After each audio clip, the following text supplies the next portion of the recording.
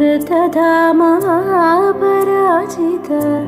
दुरावह प्रणवात्मिक अधिकस्वरातुतिशारद नमोऽस्तु ते।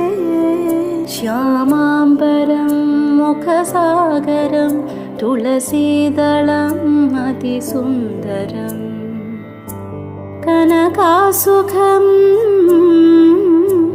नारीवरं शुभदं माङ्गल्यं तन्तुनानेन मम जीवनहेतुना